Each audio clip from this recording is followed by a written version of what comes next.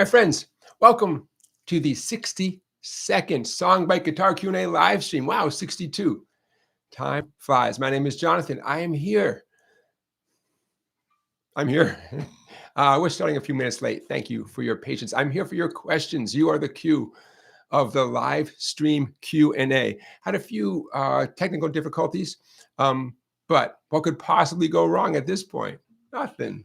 I hope you had a great week. I had a great week. So get your questions coming in. That is what I'm here for. Put a bunch of question marks in advance of your question. That's how I know your question is aimed at me. If you are afraid that you're asking a dumb question, just put a DQ in front of the question. That's how we know that you know. Yeah. But you know what? I have never got a dumb question. In the past 61 live streams, I'm sure there will be no dumb questions today. Every question is a great question. I have a poll for you, and I'm going to start that poll up right now. Now, while I type this in, I want to explain you guys the nature of this poll. Okay. The question is, how do you compare to your friends and family who play the guitar? I'm hoping that you have at least one other person in your life who plays the guitar, who you are in contact with. The question is not who is better, although that's kind of what I'm getting at, sort of. But listen to how I'm asking the question, how I'm going to put it in the chat. Instead of saying better or worse, those are not really helpful terms. The question is, are you more or less experienced than the other guitar players around you? So the poll question is, compared to, I'm going to say, your guitar playing friends. There might be 20 of them. There might be only one person that comes to mind. I hope you have at least one person. Are you, okay, compared to your guitar playing friends, are you ... Choice number one, more experienced. Number two, about the same. And number three, guess what? Take a wild guess. Less experienced. Okay, see how I'm asking that question? Okay, compared to your guitar playing friends, are you more experienced, about the same, less experienced? Start the poll. Start your engines, bikers. There we go. The poll has now started. Putting it in the chat there. You can't compare all of us, right?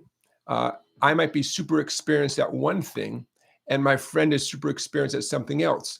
Maybe I can do something he can't. Maybe he can do something I can't. But we've both put in years and years on this one certain style, say, right? So I would say we're equal, right? We're equal in that sense, you know? But he can watch me and say, "Oh, I wish I knew how to do that." I can watch him and say, "Man, that sounds good. I got to learn how to do that." To me, that's a more helpful way of seeing how we're doing out there in the world of guitar, you know? So feel free to jump in. More experienced, the same, less experienced. Okay, now, in between your questions, I have a bunch of things to show you, talk about. Check this out. We are going to do part 4 of Stairway to Heaven. If you've been with me for the past few live streams, we've been learning Stairway to Heaven back to front, because Stairway to Heaven actually gets easier in a lot of ways as you progress through the song. So today is part 4 of Stairway to Heaven. It's not a hard part. You heard me doing it a second ago as we opened up. It's not super hard, but oh, it sounds so good and it's so satisfying and it's so recognizable to people around you. They hear you playing that and they think, oh, that's that cool Stairway to Heaven thing. We're not quite at the beginning yet. We're going to end up at the beginning. I think that's going to be next week. You know, there's 5 sections in my mind. There's 5 things you have to learn to play Stairway to Heaven. And today's number 4. So I think next week we'll be doing the official beginning. Okay. I want to give you a demonstration of some stuff from the free blues guide. I know a bunch of you guys have this already. I'm hoping that all of you get this free blues guide at song-bike.com. So I'll give you a little demo out of that today. And of course, there's a video that goes with that as well. Today, we are going to, there's a quote of the week. I can't wait to share the quote of the week with you. Came from one of my students. we're going to talk about, oh, you ready for this? The #1 hit song rose to #1 in the charts that only a beginner guitar player could have written. Stay tuned. I will show you. Should I sell out? We're going to review this week's offers of products that were offered to me to pitch to you. And the question is, should I sell out? We're going to talk about Reverend Gary Davis, a cool video I saw of Reverend Gary Davis, famous acoustic blues player, doing some very interesting techniques that might seem modern until you see him do it and you think, wait a minute, he was doing it many years ago. So I'm going to talk about that a little bit. Of course, we have a play along song of the week. Can't wait to get to that. It's an easy one. They're all easy. They're all fun and easy. If we have time, I would love to talk to you about why practicing standing up is so important. I want to talk to you about the difference between knowing a pattern and understanding music. Both things are actually really important. You got to know patterns, right? But I want to talk to you a little bit about that division. Smooth jazz. Smooth jazz kept me very entertained in the doctor's office yesterday. I'm not a big smooth jazz fan. And yet there I was in the doctor's office, listening to doctor's office music thinking, it's pretty good guitar playing. So I want to share that and give some credit to the dude who I Shazammed it, you know, and so I could talk to you guys about it. I got to give the guy some credit. He's a good guitar player. Just happened to be playing smooth jazz that I was listening to in the doctor's office. I want to give you a little update on my chord melody book. Check this out, my friends. I'm down to the last handful of videos. See all those pages? That's the chord melody book right there.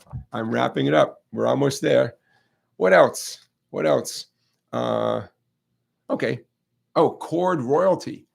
We did the most important major chord grips. We did the most important minor chord grips. Today is the 7th chords, both dominant 7s and major 7s. So today we're going to get a bunch of guitar lessons into today's live stream.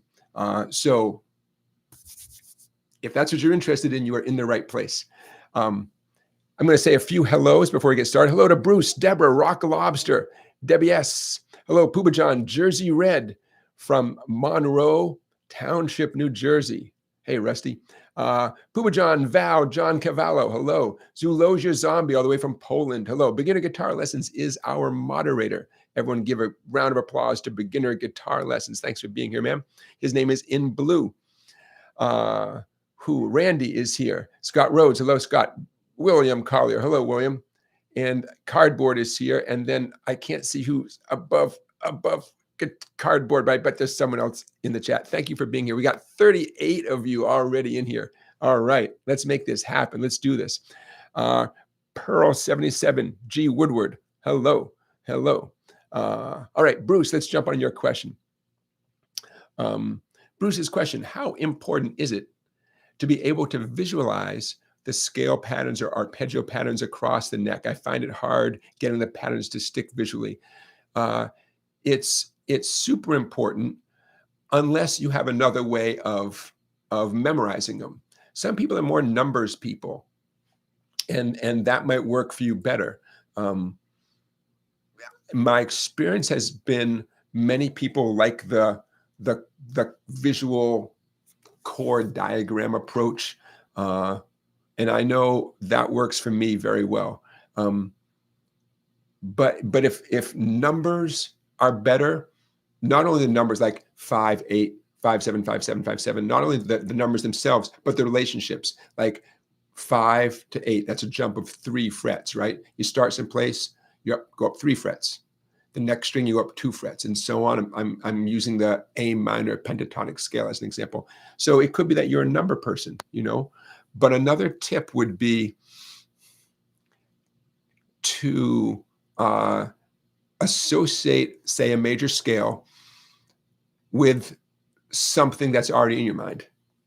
And I'm going to use a G major scale as an example.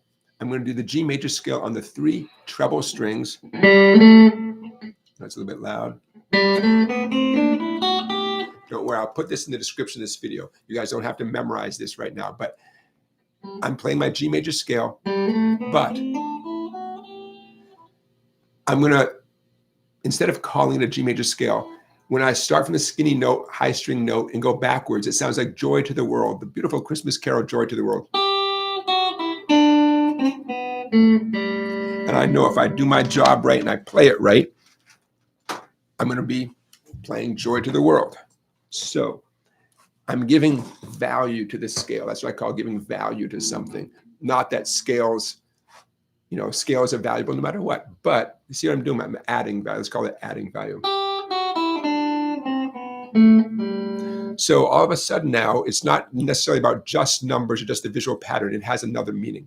If you can do that with a scale, an arpeggio, if you can somehow give it some kind of value, like either find a song it relates to, or frankly, make up your own song. I'm because this is directly how I made progress on the guitar, I feel strongly about it. When you learn a new skill, as you're working on it, as soon as possible, make it your own. Write a cool little riff that uses as many of the scale notes or as many of the arpeggio notes as possible. And then it's yours. And then you've got it. And you're more likely to do it 10,000 times because you've made a cool little riff out of it. So that's my other piece of advice. It could be just that, you're not a visual person and that another approach is going to work for you. My final word is it can be overwhelming. If you're trying to memorize, 7, 10 different scales, a major scale, a minor scale, some other blues scales, maybe it's just too much. Maybe you're just bitten off more than you can chew, as they say. And it just could be that. It could be that the visualizing part of your brain is doing just fine. It's overwhelmed. So maybe choose one at a time, 2 at a time, something like that. And having said all that, I'm so glad that you're doing scales and arpeggios. For once I have my scale and arpeggio book handy. So I can, where'd it go? There we go. Okay, this is the one I keep talking about. Remember, every live stream, I'm like, oh yeah, where's that book? I've been using this a lot, literally every time I practice. The Mel Bay Complete Book of Guitar Chords, Scales, and Arpeggios. Paid an extra few bucks, got a spiral binding put on it. So a lot of good information. I know some of you have that book. You got it. That's excellent. Okay. So I hope that helps, Bruce. Okay. Poopa John says, why are there so many B chords in my chord book? B major, B minor, B7. Yeah, I don't know, but B is a pain, right?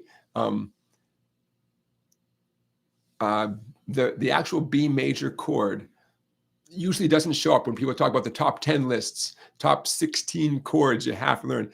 B7 makes a list, B minor makes a list, but not B major, right? For a couple reasons. Number one, it doesn't show up quite as often in pop music, at least guitar-based pop music. It doesn't show up quite as often as all the other common major chords, A, C, D, E, G, F. Secondly, there's no easy way to do it that uses 5 or 6 strings. I'll show you other ways of doing it in a second. Whereas, E, A, D, relatively easy, right? Give yourself a little time, you work on those chords relatively easy. There's no version of B that is as easy as those that uses 5 or 6 strings. As to why your book has so many, I don't know. But I'm glad you got a chord book, number one, and it's good to push yourself to learn new chords. Remember, though, I say if you're pushing yourself to learn new chords just for the sake of learning new chords, listen to your body. If you're doing some weird chord and it starts to hurt, take a break, because unless you're going to use that chord for a very specific song in the very near future, maybe your hand just isn't ready to do that chord. Move on to some other ones, Okay. A couple ways of playing B that just might surprise you. Take your E major chord. Move each finger over one fatter string.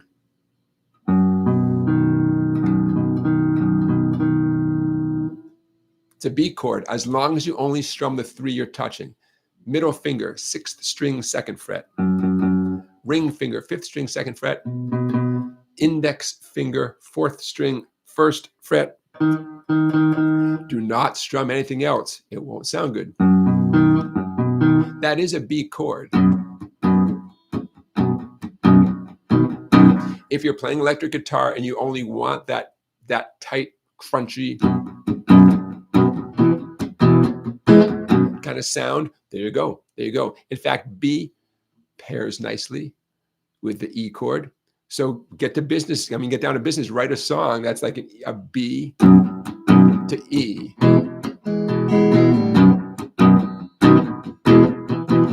Take your E, move it up 2 frets. It's an F sharp. Sounds great. That's the 5 chord. If B is 1, E is 4, then F sharp is 5. Just make sure you only strum the ones you're touching. There's my F sharp, back to E, over to B.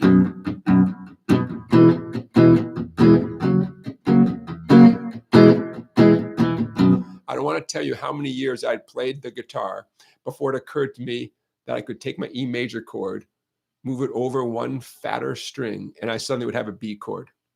A lot of years. Okay, plan B for a B chord. Take your A major chord, do it with 1 finger, move that finger up to the 4th fret, only strum the 2nd, 3rd, and 4th strings. You got a 1 finger B chord. Again, especially for electric guitar, when you want a controlled, punchy little sound, it's a great way of doing a B.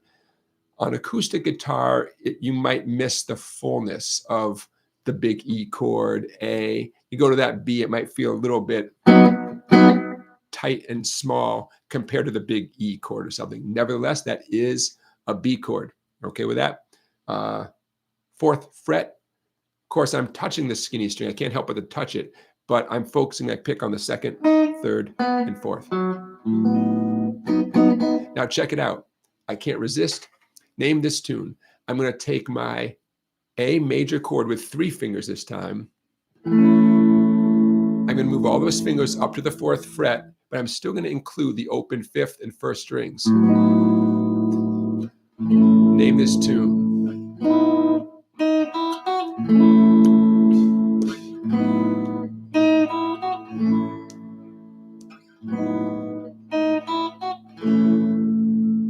I don't know why, but sometimes this town just feels so hopeless. What song is that?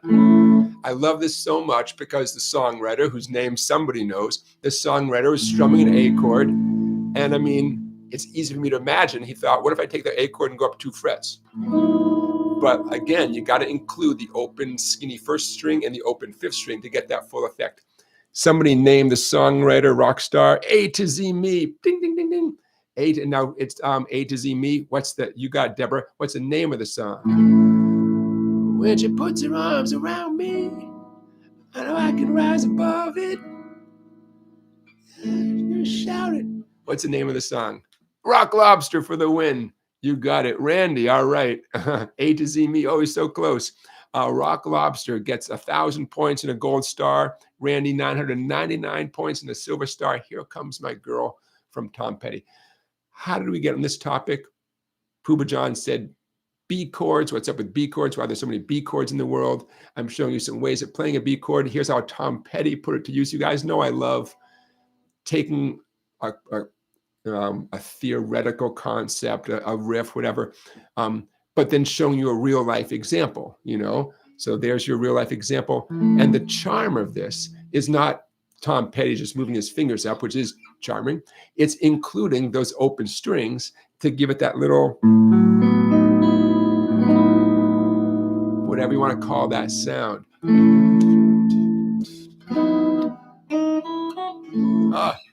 I'll put that in the description of the video because that cool little riff. 2nd string, 4th fret, open 1st string, 1st string, 2nd fret, and then back to the A.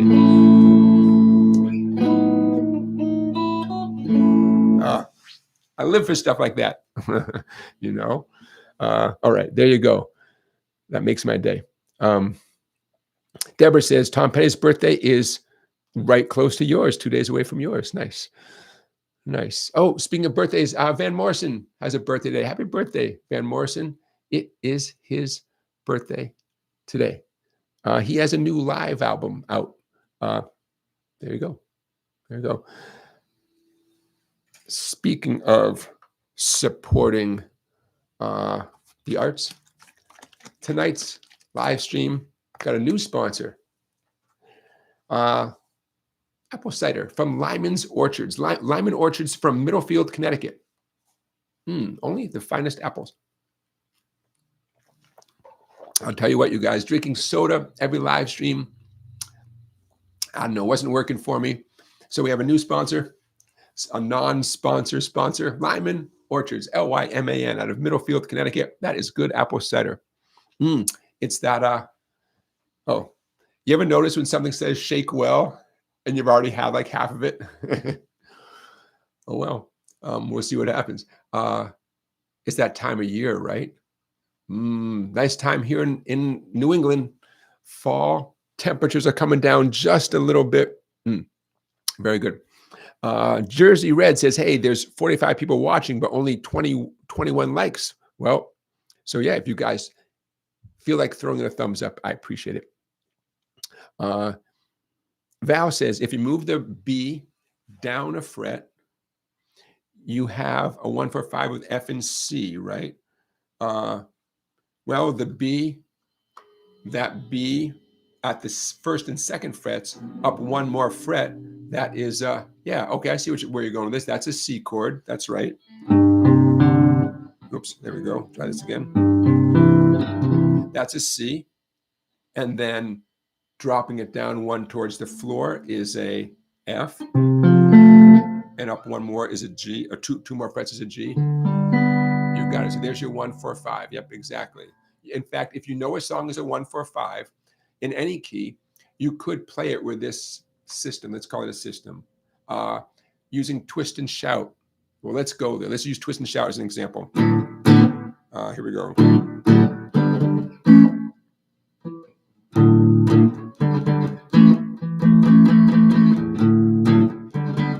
This is not how the Isley Brothers played it. This is not how the Beatles did it. By the way, if you've never heard the Isley Brothers original version of Twist and Shout, you got to hear it.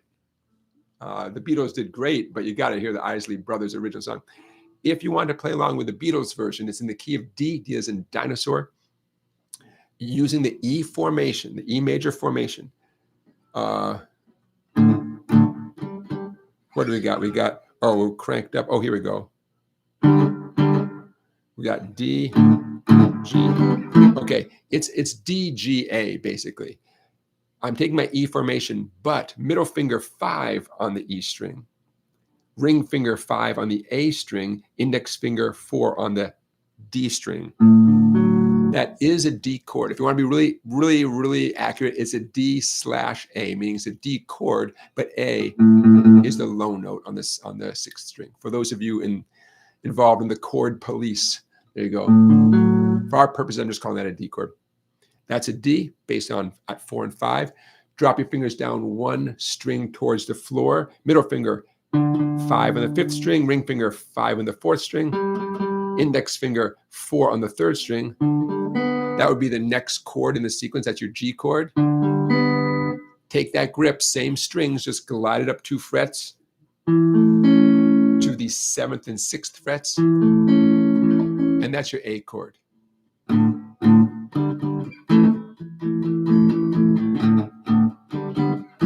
There you go. Next time you teach a guitar lesson to somebody, you could teach them, you could say, hey, this is the twist and shout exercise, D, G, and A, but your fingers are always in the E major formation. By the way, that's the name of that, okay? You call it the formation. If you want to sound like a real guitar teacher, call it the E major formation. So you take that formation and you can apply it to twist and shout. And again, this is the kind of thing that I will put in the description of this video when I time stamp it tomorrow. Okay. So I hope that's all fun information for you guys. I'm looking for more questions. get those questions coming in. I see lots of chats though, you guys. It makes me so happy when you guys are talking to each other. You know, that's great. That's great. Yeah, Jersey Red. I see what you wrote here. Jersey Red says, I have bad arthritis and nerve damage in my hands and fingers, so I can't play bar chords or stretch my fingers over more than 2 or 3 frets. Can you point me in the right direction for help? Yeah, well, number one, stick with it. Stick with it. There's ways to make beautiful music, no matter what. And I'm sorry that you can't play bar chords, but you know what? There's life beyond bar chords. I don't use bar chords if I can help it. So, what you're describing involves chord-related stuff, bar chords, stretching your fingers over some frets.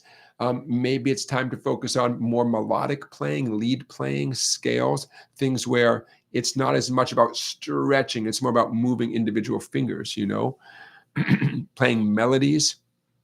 Willie Nelson does it. It seems like every time Willie Nelson plays a guitar solo, he picks out the melody of a tune, and it sounds great. And he'll throw in a few extra notes, but it's, in my mind, that's Willie Nelson style.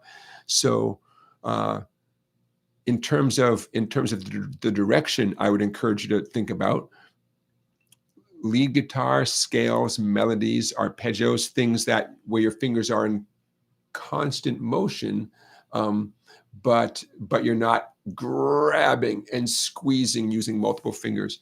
Another thing to think about, if you're so inclined, is slide guitar. Slide guitar is a beautiful thing, right? I keep my slide handy during these live streams for just this reason.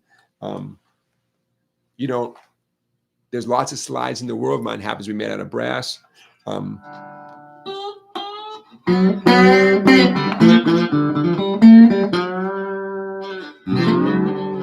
Slide guitar is a beautiful thing. It's what I call low impact, right? Whatever finger you put it on, I recommend the pinky, you're lightly gliding on top of the strings. It's a beautiful thing. So Jersey Red, think about that as a possibility. I realize that it might feel like you're starting from scratch if you've never done any slide guitar before, but slide guitar is a beautiful world. You can go as deep into it as you want. And that was my hope for all of us, that we keep playing until the end, man. Until the end, make some good sounds. So don't rule that out. I wish I could steer you in the direction of, a great YouTube slide guitar program or something. It's on my list of things to do. I'm not a hot shot slide guitar player, but I sure know the basics, and I know how to get you started. So someday I'll make a program. But those are some ideas, Jersey Red. Plan C or D is the lap approach to playing guitar. Let's say you have an acoustic guitar. You can take your acoustic guitar, hold it flat in your lap, and play with a slide or similar metal device. Play lap style, almost like you're sitting in front of a piano. One hand would be controlling the slide bar, and the other hand just bare fingers picking. That's my plan. That's my I figure that'll be towards the end, towards the very end. That's going to be Jonathan from YouTube playing some lap style guitar, basically dobro style, right? The way country players would have the dobro guitar flat up like this. So those are some thoughts, Jersey Red. Medically, believe it or not, I'm not a doctor, but I would encourage all of you to, before you play, just 60 seconds of massage on your fretting hand, get the blood flowing. You'll never regret just taking that time to get things at least a little bit looser. Now, anecdotally, I have a student who's not a young man who zaps himself with a laser, and it works. He has this product that he got from Amazon, and the guy's doing great. and it's a laser device. I really don't know more about it. But you aim it at your hand, and it's a low. Obviously, it doesn't hurt him. It's a low level, laser thing. But he swears by it, and I gotta say, now he practices a ton. He plays a lot, so that helps too, right? But I gotta say, this laser thing has to be part of his. In my mind, as a non-medical person, it has to be part of his success. That's what it seems like to me. Although again, he plays a ton, but he started basically from zero. He came to me for lessons with very little experience, and he's doing better and better. And he's older than I am. So, anyways, again, I say anecdotally because I'm not a scientist, but I can see. I mean, the guy's doing better and better. So those are some thoughts. Hang in there.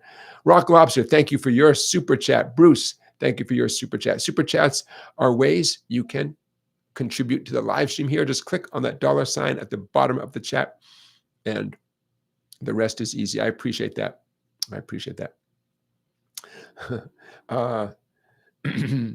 Oh, A to Z Me says that you learned People Are Strange by The Doors this week. Great guitar tune to practice at B7. Love it. We might do People Are Strange someday for a guitar play along.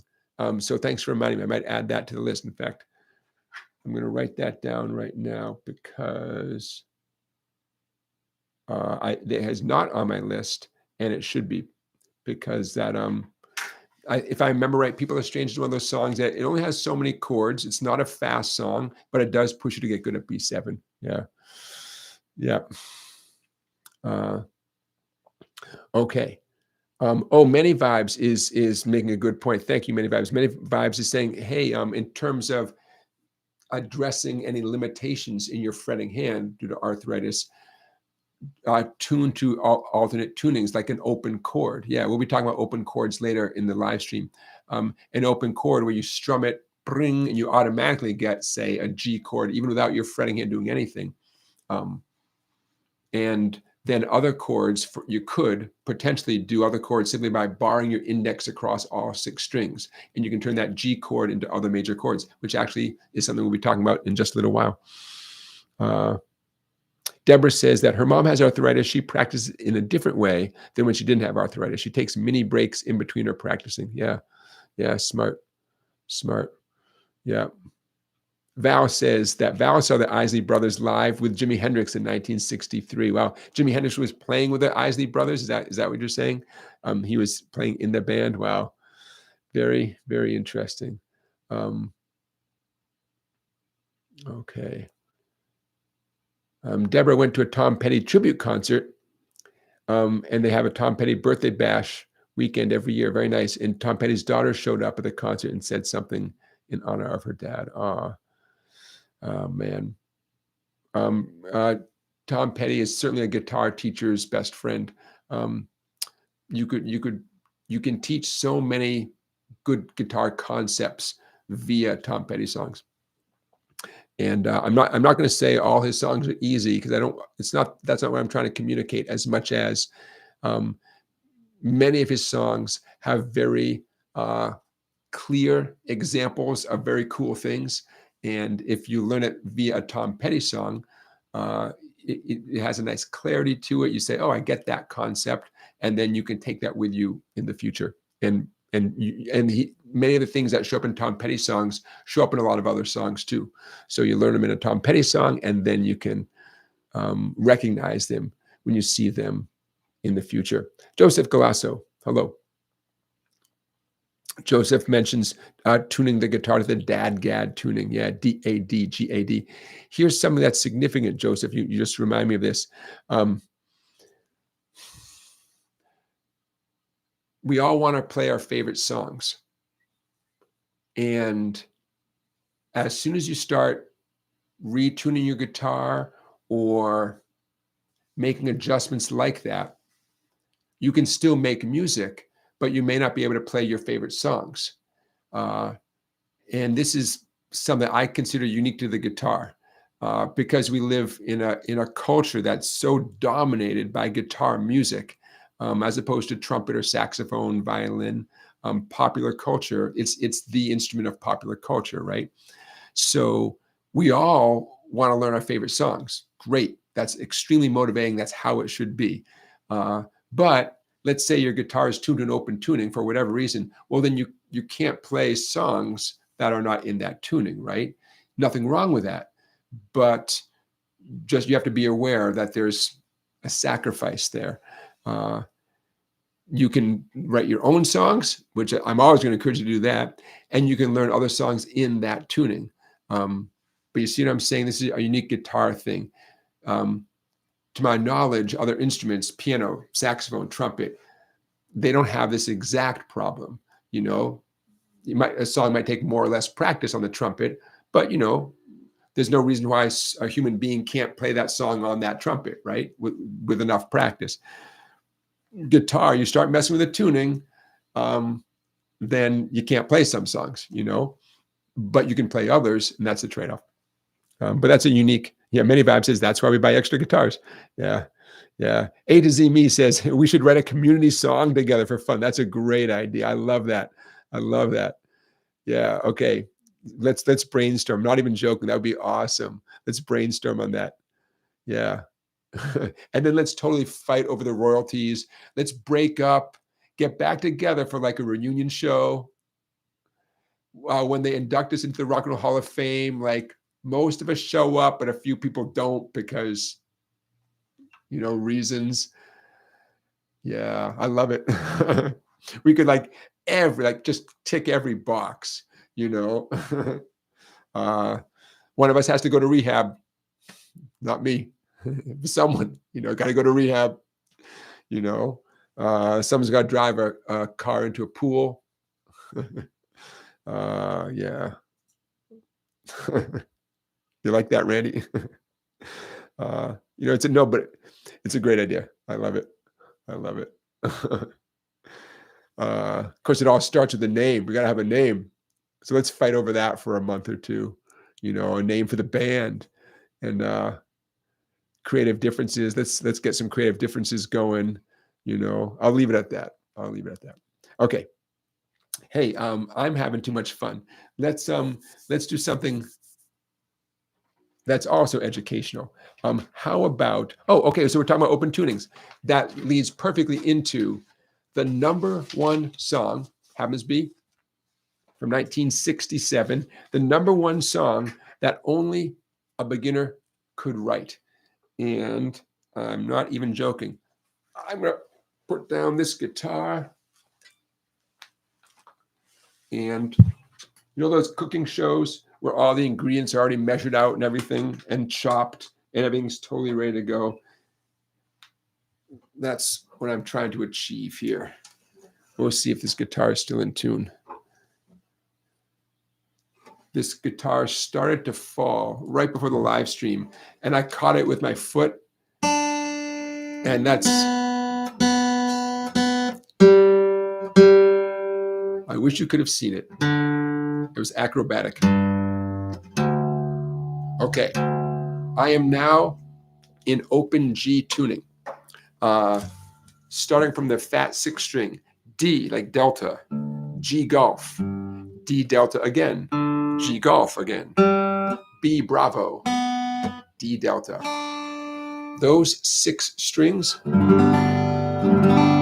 give me lots of D's, G's, and B's, actually only one B.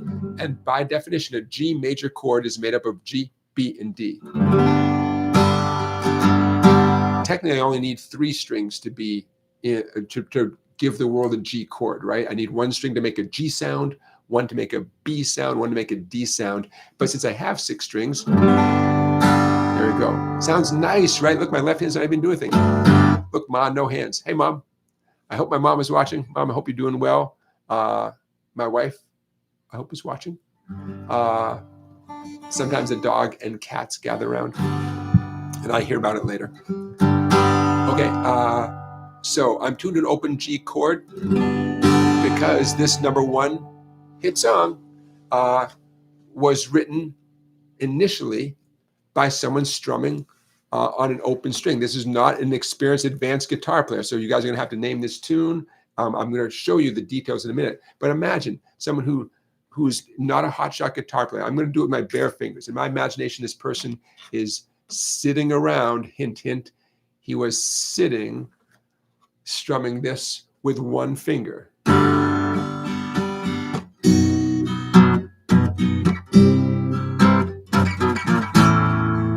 Name that tune.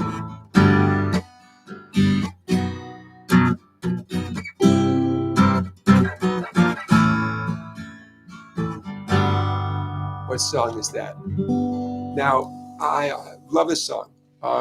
Top 3 favorite songs ever, ever, ever. I love this song. I love the recording itself. It's a beautiful sound. I love the song. I love everything about this song.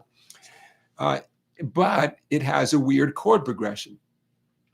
And for years, I just thought, okay, well, that's just, I don't know, that's how the song goes.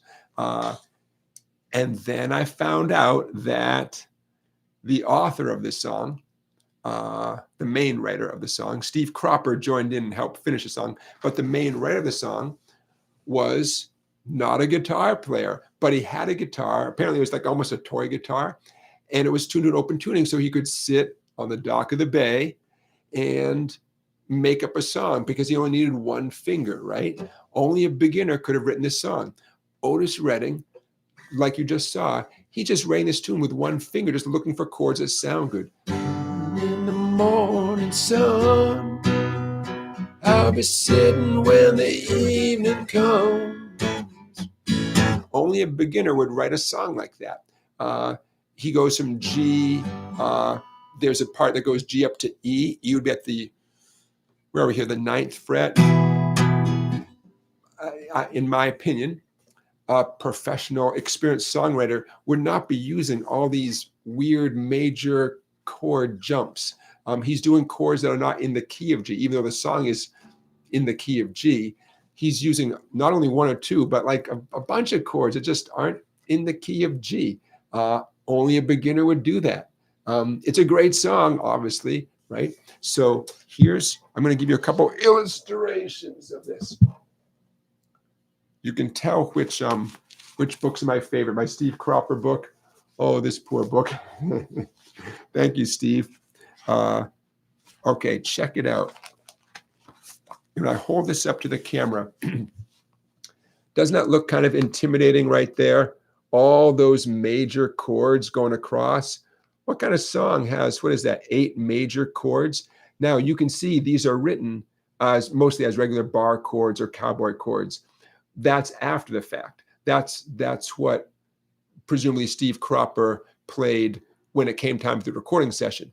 But imagine all those chords done with one finger in open G tuning, right? Only a beginner would write a song with that many major chords going up and down the neck, you know?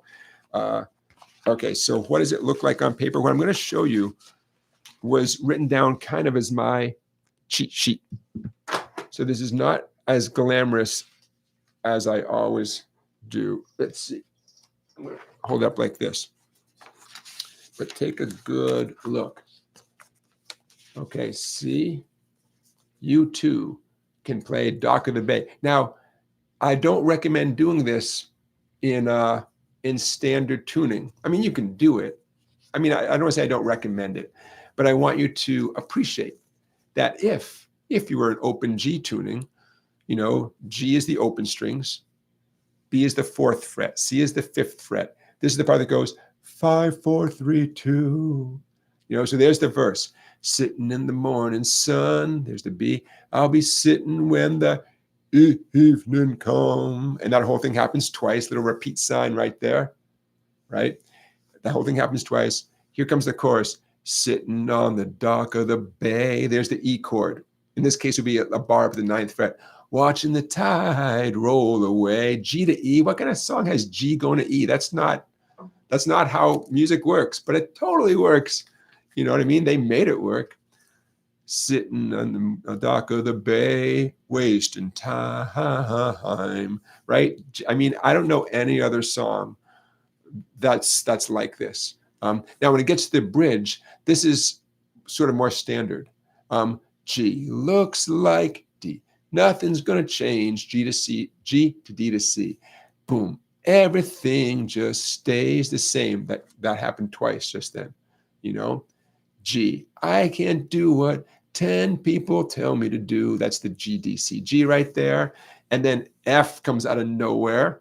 But I mean, at this point, why not? Which is like, it's like you gave a toddler some alphabet blocks and they came out in this order. F is boom. So I guess I'll remain. There's the D. Remain the same, right? How fun. And that's great. That's great. So my understanding is that Otis Redding wrote the tune, and he was literally in California, literally on the dock of the bay, writing the tune. Ended up back in Memphis at the Stax recording studio, and Steve Cropper, worked with him, co-wrote the final lyrics and stuff. How fun! Okay, so my friends, there you go. The number did go to number one posthumously. I think if you're into trivia, I believe this was the first posthumous number one song on the American charts. Because Otis Redding, as you know, died in a plane crash. So only a beginner could have written that song. I'll stand by that. There you go. Okay. Thank you for listening. In a moment, we are going to do our guitar play along of the week, which sadly is not in open tuning. Wish it were. Okay. I'm going to set that aside. A to Z Me says, what is my email? I'll put my email in the chat, but I'll also say it. To reach out to me by email, info@song-bike.com. info@song-bike.com. There you go.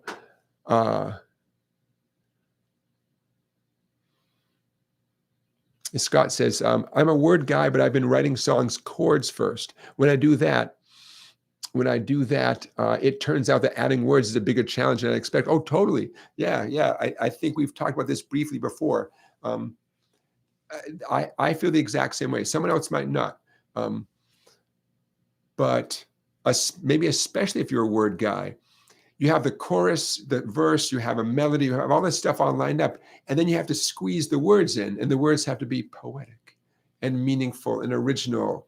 And yet it's like you've already created these little narrow boxes that they have to fit in.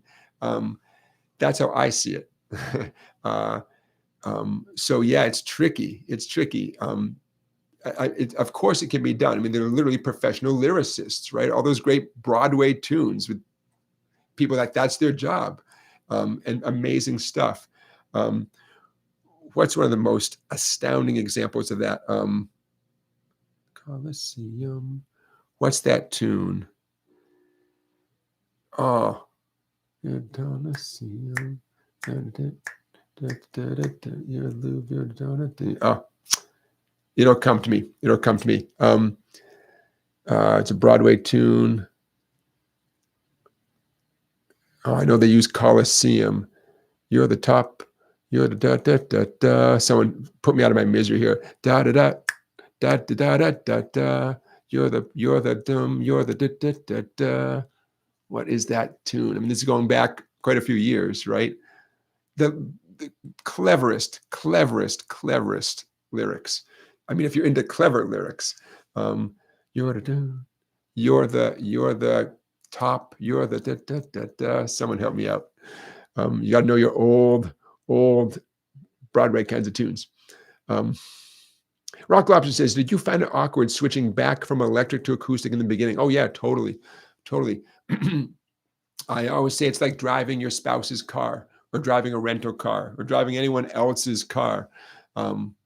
You gotta stop and take a breath and just rethink everything, right? Adjust the mirrors. If you've been driving a stick and now it's an automatic, or vice versa, right? It's tricky. One thing that potentially could help a little bit is if you're doing very specific different things, say strumming a lot of cowboy chords on acoustic, and then let's say some rock and roll riffs on the electric that are not based on cowboy chords. I'm thinking that would help a little bit. So at least you're You're not trying to recreate the same hand motions on a different set of strings, different feel of a neck. But yeah, you get used to it after a while, for sure. I mean, all those rock stars who change guitars during a show, you get used to it. But yeah, strange feeling. Joseph, I think Scott was replying to your comment. What's better to come up with first, lyrics or chords, or does it matter? And I would say in principle, it doesn't matter, but you have to find what gives you success. I found in general, I find I sweat a lot less when I put a whole lot of time into words and then look for melodies to apply those words.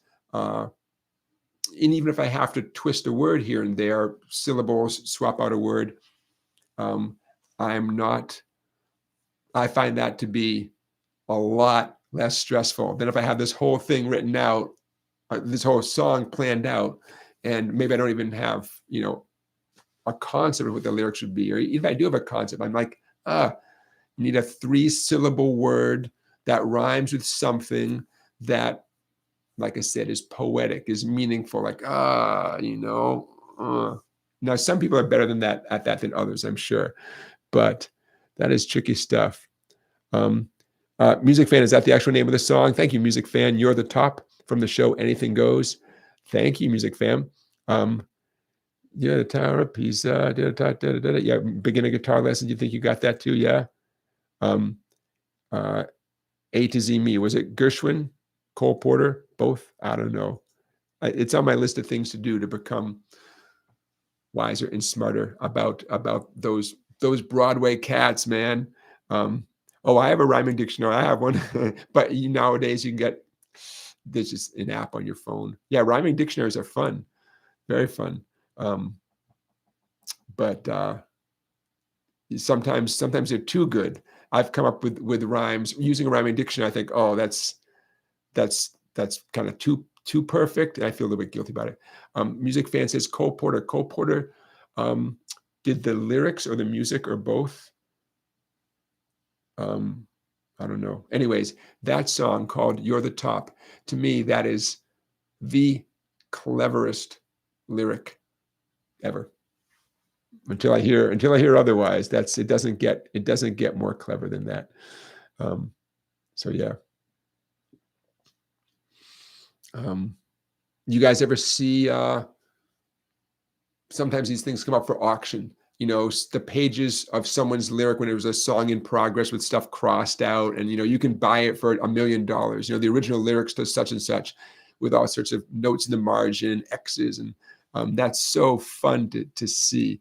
And you can see, so if you're lucky and you get a glimpse at that, or you hear an actual recording of someone before the song was like really done. Oh, there's a clip of Paul Simon on one of those talk shows from the 70s, I guess, maybe early 80s, whenever he was writing Still Crazy After All These Years. You can find a clip on YouTube. If I find, I'll put it in the description of this video, of Paul Simon saying to the late night talk show host, hey, here's the song I'm working on. And he plays the first beginning part of Still Crazy After All These Years. He says, that's as far as I've gotten so far. So fun. How about in the Beatles movie, Get Back, where George is working on something, and he's like, something in the way she moves, like that, but he doesn't have it yet. And you're like, oh, because when you hear any classic, beautiful song, it all sounds like inevitable, like that had to rhyme with that, and that had to go to the bridge, and it sounds like, as they should, right? And so when you see the actual person thinking about what should come next, you want to think, oh, buddy, you're doing great. Don't give up. And of course they didn't give up. It's just so fun to see. A to Z Me, you know what A to Me says, such a beautiful song. Frank Sinatra only sang one Beatles song. He was not a huge Beatles fan, but he would sing one Beatles song because it was good enough for him to sing, in his opinion, and it was Something by George Harrison. Yeah. Okay, little trivia. The whole thing about something in the way she moves, technically, that George Harrison got that from someplace. Where? did George Harrison get that line from? Something in the way she moves. Here's a hint, if it helps. He got it from the first artist signed to Apple Records. The Beatles started a record label called Apple Records, and there's this one dude. They said he's going to be the first signing of Apple Records, and they had good taste because he is still with us today, creating great music. So who did George Harrison sort of steal that line from? Something in the way she moves. Put it in the chat. Scott Rhodes, ding, ding, ding, ding, ding. Scott Rhodes knows the answer. James Taylor, the one and only James Taylor, the first artist signed to Apple Records.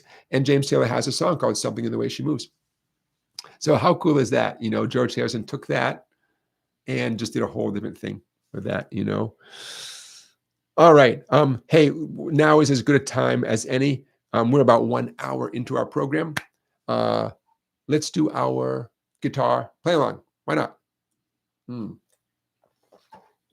So, as usual, I'm going to make an effort to make this part short because I want to get into playing the tune.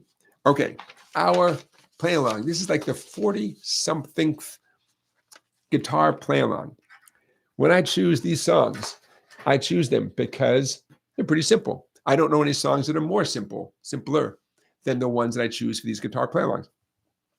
Doesn't mean I expect all of you to play it right away. If you can, great. If you need some practice, great. That's what they're there for. The songs I choose use skills, chords, things that you're going to need for a lot of other songs. So you might as well learn it today here. Our play along song of the night from Mark Bolan, Bang a Gong. Mark Bolan and the band T-Rex, Bang a Gong. Who covered this in the 80s and had a big hit with this song in the 1980s? Someone put that in the chat, and then you will get 1,000 points and a gold star. 2 gold stars. Who covered this song in the 80s and had a pretty big hit with it? I'll give you a clue. It was like wasn't it a super group? You know, made up of different rock stars who joined together. Who covered this song in the 80s? Bang a Gong. Okay, so we're keeping things simple here, as we often do.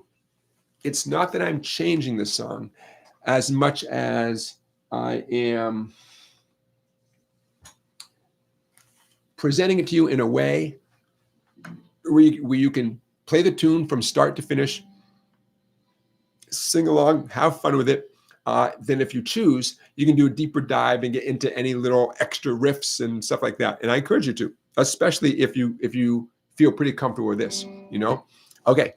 Yeah, Joseph says, time goes fast, already 40 plus.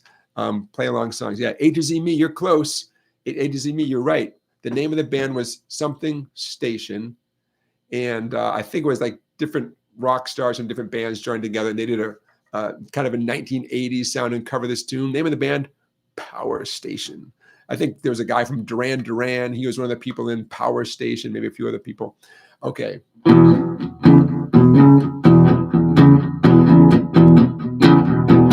Okay, that sound familiar? It's a little bit loud. Okay. We have the intro.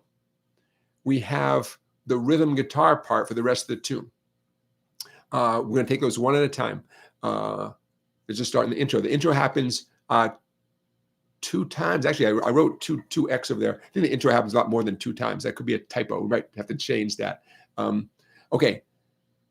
The intro, which shows up later in the song as kind of a vamp, index finger, 5th string, 2nd fret. I'm plucking the 2 bass strings. My ring finger, you could use your pinky. Technically, you could even just move your index finger up, but I'm going to use my ring finger. 4 on the 5th string. Back to the index finger, 2 on the 5th string. In slow motion, I'm going to say the top number. I'm going to say 2, 2, 4, 2, 2, 4, 0. See that single 0 right there? Creates a nice little gap without really creating a gap. And then 2 at the very end. So I'm going to say it and play it. I'm only going to say the top number. I am strumming both bass strings, okay, with one exception right there. Okay, in slow motion. 2, 2, 4, 2, 2, 4, 0. 2, 2, 2, 4, 2, 2, 4.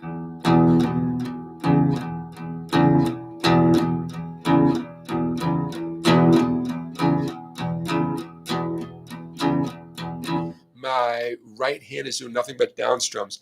Yes, if you're hearing some of them louder than others, I am giving it a little bit of emphasis at different times. If you were to ask me which ones I am emphasizing, I am emphasizing the 4s and the last 2. Now that's getting a little bit more advanced. Can you even see those circles? Not very well, I know. Now this is not the most important thing, but that's how you get more of the flavor of the tune, by emphasizing the 0-4 right there, the 0-4 right there, and the 0-2 at the end. But even though those are a little bit louder, my right hand does not stop.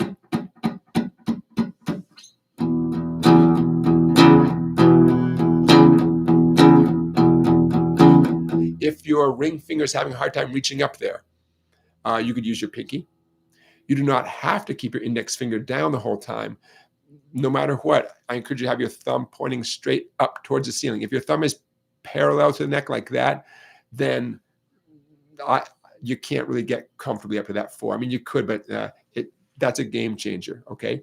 Even if you let go of the 2 temporarily, I mean, let go of the pointer finger temporarily to get that, you still want your thumb pointing up towards the ceiling. I highly recommend you keeping your pointer finger down, even if you switch over to your pinky instead.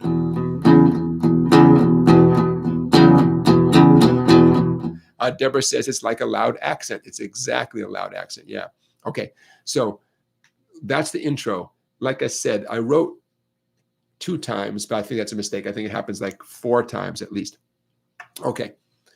When the words come in, for our purposes, we're changing to just power chords. That 0-2 right there, or this 0-2 right here, an E power chord and A power chord, just alternating back and forth until a couple of E's at the end. 8 strums on each one of those. So the verse, slowly, here's my E power chord, index finger, 5th string, 2nd fret. 1, 2, 3, 4, 5, 6, 7, 8. Over to the A. 1, 2, 3, 4, 5, 6, 7, 8. Get that? I know I only wrote it once, but you and I know you're going to hit it 8 times. Alternatively, you could just play a regular E chord. Just give it like 8 sort of steady down strums, nice and light. 1, 2, 3, 4, 5, 6, 7, 8. 1, 2, 3, 4, 5, 6.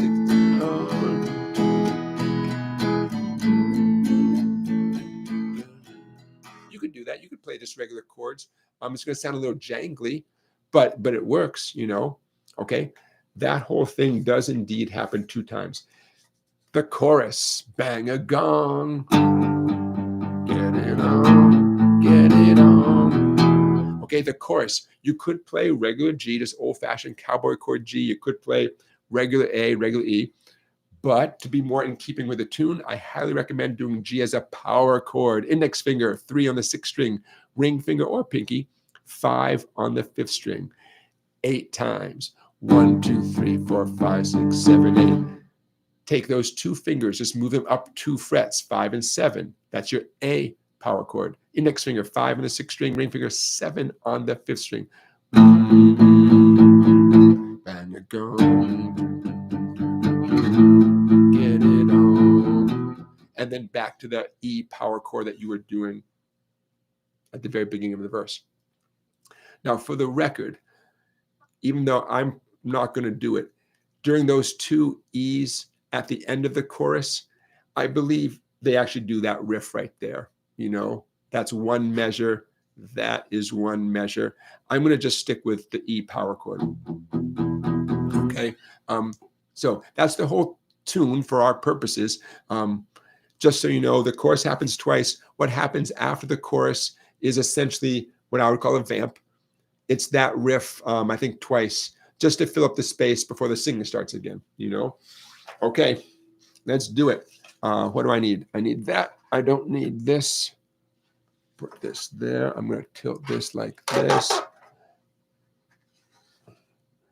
Okay. Questions? No? You sure?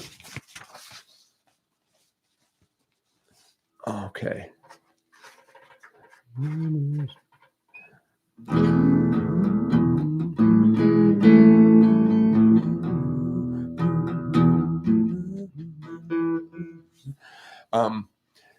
Instead of doing the intro a whole bunch of times, how about if you do the intro 2 times? We're going to take the whole song a little bit slower. Remember, though, the verse definitely happens twice. The chorus definitely happens twice, okay?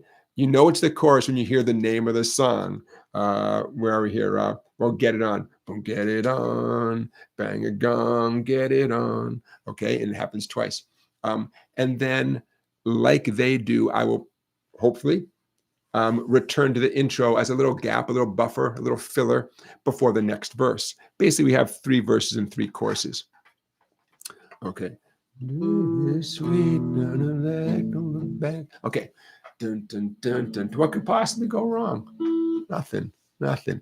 Dun, dun, dun, dun, dun. Okay. For our purposes, intro twice, and then let's get right into it.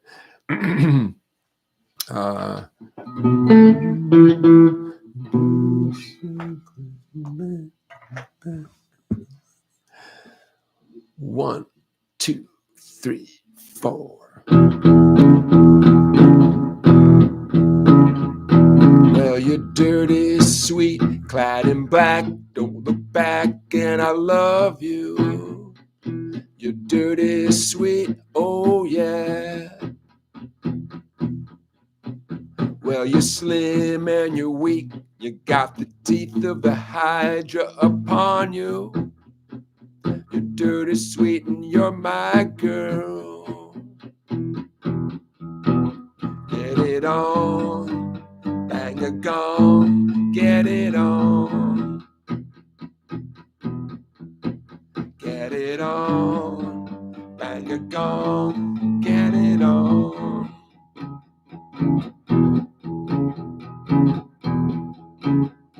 Second verse.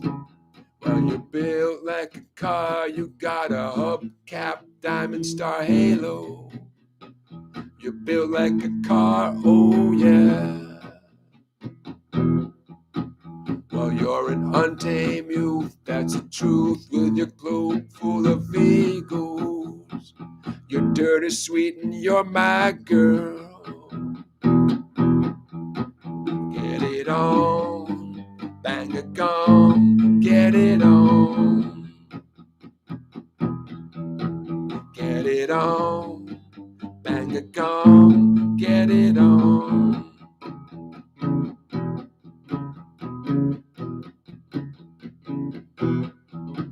Well, you're windy and wild, you got the blues in your shoes and your stockings.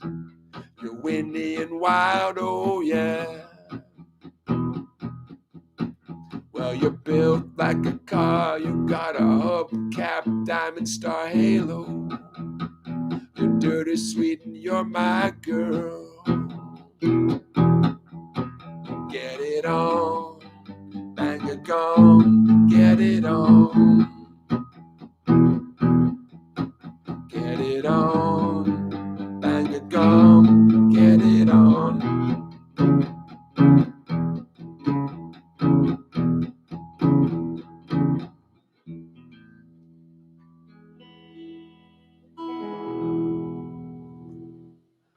Okay, so those of you who were listening closely, you heard me playing some things louder than others, right? So even if I'm just doing 8 little power chords, for sure I'm doing a little bit of palm muting. I'm making some louder than others. You weren't crazy. You were hearing that. That's a little bit, there's some subtle stuff in there that you're totally capable of doing. It's a little bit tricky to describe it because it just goes into some pretty fine detail, exactly how much was I letting my skin touch the bass strings just then, or exactly which ones were louder or softer. Those little things, again, you can totally do that kind of stuff. I'm going to say something I never like to say it. You kind of feel it as you get more comfortable with the basic task. You begin adding stuff like that. But that's beyond the scope of this party we're having right here, So whatever you do, don't stress out about it. Just know that if you can comfortably play 8, 1, 2, 3, 4, 5, 6, 7, 8, 1, 2, 3, 4, 5, 6, 7, 8, 1. You're already doing the hard part. You've got it. The other stuff, the more subtle stuff, that's fun and interesting to add on, as long as you're comfortable with the overall things to do. So, okay, there you go. Thanks, Mark Bolin. Bang a gong. All right. How about if we return to the chat? I want to see what you guys are doing here chat-wise. While I shuffle these pages. So just so you guys know, I take our lesson plans, for lack of a better term, and I have a little alphabetical file so that I can use them for my private students, my one-on-one students, my online students. I save all this stuff.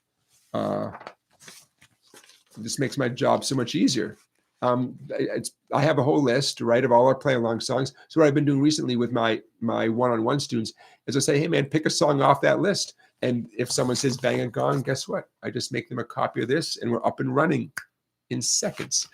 And it's a beautiful thing. Okay. I'm putting those to the back of the pattern.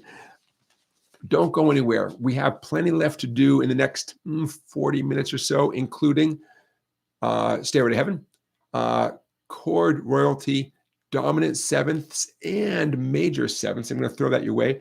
I'm hoping to play you a little bit of something out of that book to whet your appetite, since it's a free book,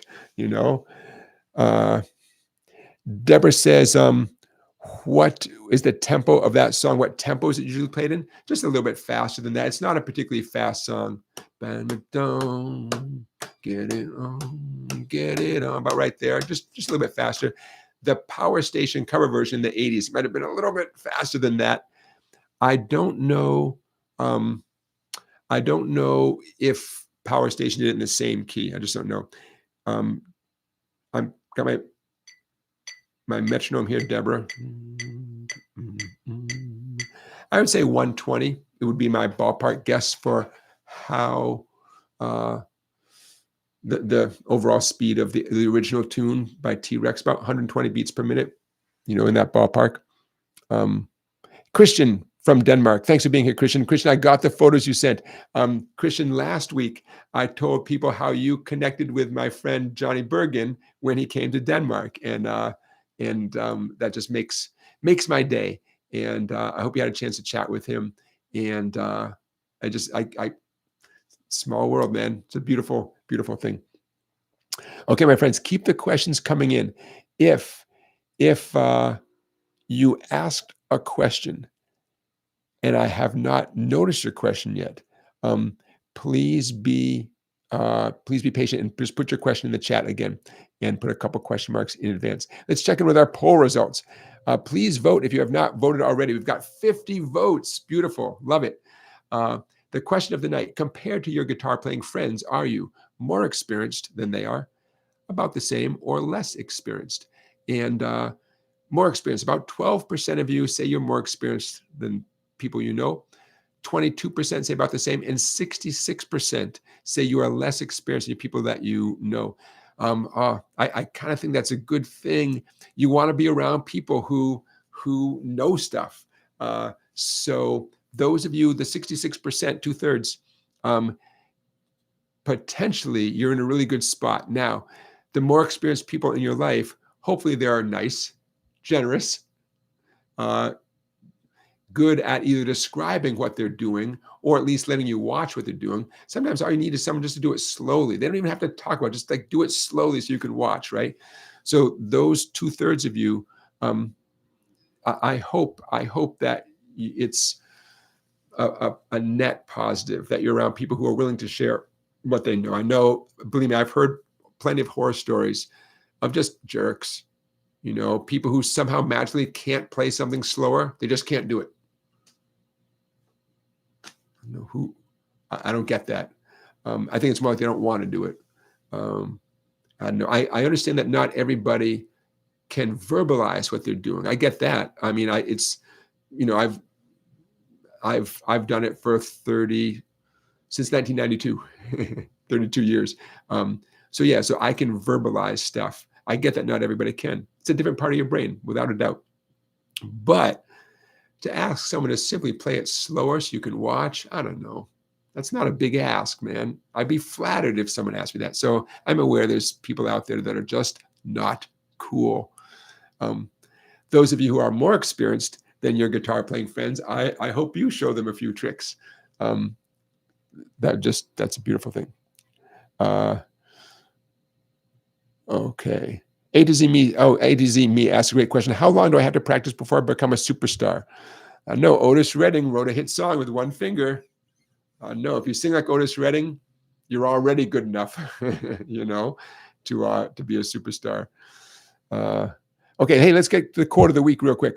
The chord of the week came from, wait for it, quote of the week came from none other than beginner guitar lessons. John, in our lesson, you said something I really liked. We were talking about Jimi Hendrix, and John said, we're talking about how good Jimi Hendrix, is he the best guitar player ever in the world, blah, blah, blah. And beginner guitar lesson said the quote of the week. He said, Jimi Hendrix is the reason guitar players got better. Love that. That's it. I mean, I never thought of it that way, but that's it, There are certain guitar players out there who set the bar at a certain place, high place, right? And Jimi Hendrix is not the only one, obviously. There's lots of great guitar players. But there are these people out there, right, who, let's say in the last 60 years, really, I mean, since recording, you can go as far back as you want. There's great jazz and blues players going back as far as we know. It's the history of recorded music, 100 years. There's certain people that came along, and as soon as we all heard those people, like that's where the bar was. And I just really like that quote. Jimi Hendrix is the reason guitar players got better. Yeah, he's not the only one, right? There are plenty of people before Jimi Hendrix. But yeah, that's it. Now, to me, that's a great goal, to be so to be so good at being you, that the people around you like, I want a piece of that. I want to do that too. Another example that comes to mind, though, when Eric Clapton saw Duane Allman, that like kicked his butt, yeah, you know what I mean? Like, wow, I'll say this for Eric. I'm not a Eric Clapton great guitar player. I feel like I've been almost more inspired by Eric Clapton's quotes and stuff more than his actual playing. One thing I've noticed about Eric Clapton, I think I keep seeing these examples of him really giving other people a lot of credit, like Duane Allman. Eric Clapton loved the band called The Band, right? He loved them. I mean, as soon as he heard the first Band LP record, that apparently that like was a turning point in his musical career. Eric Clapton gave a lot of credit to Freddie King. I remember reading an interview with Eric Clapton where he said, as a young guy, when he heard Freddie King playing great electric blues guitar and singing, he thought, oh my gosh, this is what's already been done. So like there's the bar. Talk about like someone who makes other guitar players need to get better. It's like, so that was a super interesting thing for me as a young guy to read that quote from Eric Clapton. Like, some of us listen to Eric Clapton and think, oh man, just to be able to play half that well would be great, right? Well, Eric Clapton heard Freddie King and said, oh man, if someone's already done that, then what's left for the rest of us? So I love stuff like that, Yep. And beginning guitar lessons, you had to follow up, Randy Rhoads, Jimi Hendrix, Eddie Van Halen. There's a whole, there's all these great players, right? So, you know, I mean, it is fun to talk about who's the best. Why not? You know, you have a beer and you talk about who's the best guitar player. But, you know, certain things happen and the guitar community has to react. You have to just deal with that. Like, whoa, what the heck was that? You know? And now because of the internet, we see an unlimited, unending supply of really interesting guitar players from all over the world. Hey, David Williams is saying, David, you were looking for this book, you couldn't find it. Oh, I got it from Amazon. You can find it on Amazon, or if Amazon is not an option, I bet you can find it somewhere. Mel Bay's Complete Book of Guitar Chord Scales and Arpeggios by William Bay. Amazon, $22.95. And it's got to be around. If you can't or don't want to get it from Amazon, it's got to be around other places too. Yeah, you can find it. It's out there. Keep looking. Keep looking. Hey, birthday books, real quick, just to get this off my chest. A few weeks ago, took myself to the used bookstore on my birthday, bought some birthday books, and these are the last ones to show you. I don't know why, just because so fun. I got 2 books from a great writer, Alex Ross. Does that name ring any bells, you guys? Alex Ross is a music writer for the New Yorker magazine. And every time I read an Alex Ross piece in the New Yorker, his point of view is so interesting and his writing is so good. Even when it's about a type of music that I'm not totally familiar with, I'm like, dude, I'll read anything Alex Ross writes. So I picked up 2 used copies of Alex Ross books. One's called Listen to This, and the other is called The Rest is Noise, Listening to the 20th Century by Alex Ross, Pulitzer Prize finalist. And then Last Night's Fun by Kieran Carson. That's how I'm going to pronounce it. I hope I'm close. Kieran Carson, Last Night's Fun, In and Out of Time with Irish Music. It's a sparkling celebration of Irish music and life that is itself a literary performance of highest order. Gotta love Irish music. So all these books, used books, man, $4, $5. No idea when I'm going to read any of these things. But you know, couldn't pass them up. So there you go. Just want to share my final birthday book purchases with you. Scott Rhodes says, that Mel Bay title copy is like a typesetter's hell dream. You know, like all those words, it's a mouthful. I know. There you go. Go figure. Jerry Stillwell says, Bob Dylan, not the best guitar player, although he's good, but his songs were awesome. Yeah, that's a thing, man. You know, and it is fun to talk about who's the best guitar player, who's the most influential guitar player, that's totally fun conversations, right? And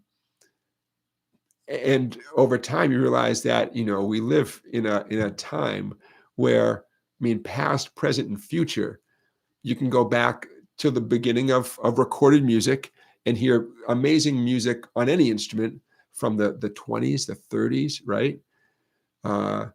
You can look out your window and there's some great players on tour coming through your town, right? And then you go on YouTube and you see some 7-year-old doing some mind-blowing stuff. That's the future of music right there, right? Never before have there been so many, you know, opportunities to be inspired. Let's call them that. Opportunities to be inspired. A to Z Me says, Dylan is a great guitar player, just not flashy. Yeah. And it's hard to tell, right? Especially with songwriters. Sometimes you don't know what they're capable of because they're putting the song across and they might be sort of downplaying their guitar abilities. So you never know. And then when you least expect it, they whip out some, blah, blah, blah, you're like, wait a minute. I thought you just were like a strummer. Nothing wrong with that, right? Nothing wrong with that. Who knows, man? Who knows? That's why you can talk about this stuff all day long. Okay, so hey, let's do something from the blues guy. I'm pushing this because I put a lot of work into it. I'm proud of it, and it's free. It's free. So let me give you an example for those of you who have not got this yet, or even those of you who have got it yet. The way I set this up, I want this to be short and sweet. Should you get yourself a free copy, it's a PDF that gets emailed to you. Sadly, it's not a hard copy like this. You can print it out and go crazy with it and do whatever you want, but you don't get this in the mail. It's a email. You get it to yourself, and it'll be emailed immediately. If you don't get it within a minute or two, check your spam folder or something. Double check, make sure you put in the right email address when you got it. Okay, so to give you an example of how I set this up, I'm going to start from the very beginning. Okay, and I'll play for you in a second, but very first page, the E blues scale in a few different positions on the guitar. And then next page, 3 famous blues songs that use the E blues scale. That's it. That's it. You turn the page, and then we had to do the same thing in the key of G, the same thing in the key of A. So cool. Okay, so to give you a taste, I was wise enough to grab 2 copies. So you guys, now I know you can't exactly read this. I get that. Get yourself a free copy. I don't know if that's a hold up. I know there's like a glare. I know it's not ideal. I know. Nevertheless, there it is. Okay, so the E blues scale. First one sounds like this. Down in open position, lots of zeros and 1s and 2s and 3s.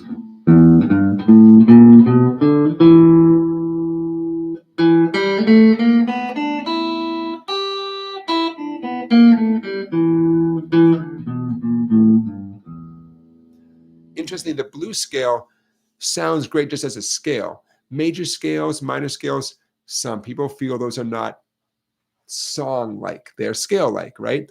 Somehow the blues scale just sounds great as a scale. Down, up, picking with your picking hand. You have to do it. Do me a favor and just humor me and do down, down, up, down, up, down, up, down. Okay. We also have a bonus E blues scale a little bit up the neck, because we all want to be that player who can play higher and higher up the neck, right?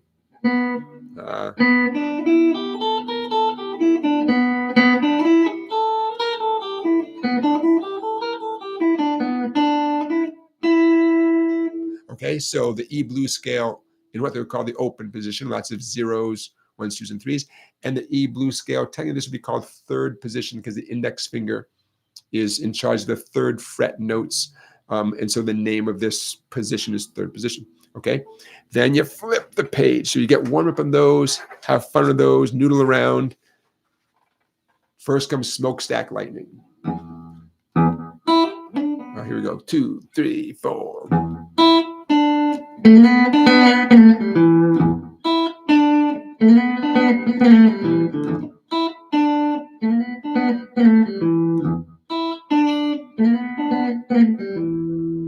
Okay, every note I just played is directly from the blues scales, those 2 blues scales. It has a slide and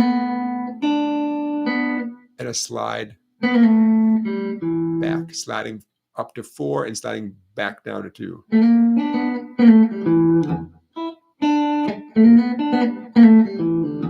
Is there more to that song? Yeah, but really that's the heart of the song right there. Hoochie Coochie Man, also in the key of, well, also using this blues scale, if you want to sound just like Muddy Waters, you have to put a capo on the 5th fret.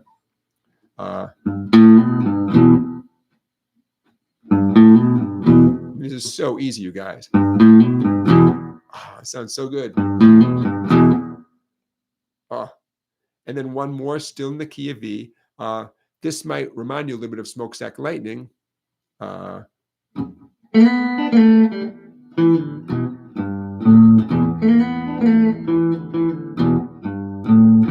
Good old Boom Boom, Jolly Hooker.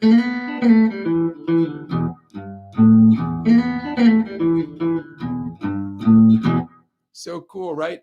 Okay, so everything I just did is all in tab, and there's a video that goes along with it. This is all free. Get yourself a copy. If you like that, there's pages and pages of that. It's not an epic book. It's a guide. I don't know, it's like 10, 12 pages altogether. Get yourself a free copy. Okay. I have this. I just would love to give away, let's say 1,000 copies. I think it's been a few hundred so far. Why not 1,000 copies? Do it. Do it. Song-bike.com. It's right there on the homepage. Just makes it really easy. Put in your email address, you get it. The video that goes along with this is on YouTube, and it's very easy to find on my YouTube channel right here. I think if you just do, if you just scroll down, you'll see it. There's two videos. One is literally the one that goes along with the book, and the other was like a promotional video before the book came out. Okay, thank you for humoring me. The Blues Guide. All right. Close this down. Now, we're not out of time, but I'm going to pause for the cause. Lyman Orchards, apple cider. Little taste of New England. Okay. Check that off my list here. Don't forget, next Saturday, Golden Globe winner Laura Linney is coming to town. Will that impact our live stream? I don't think so.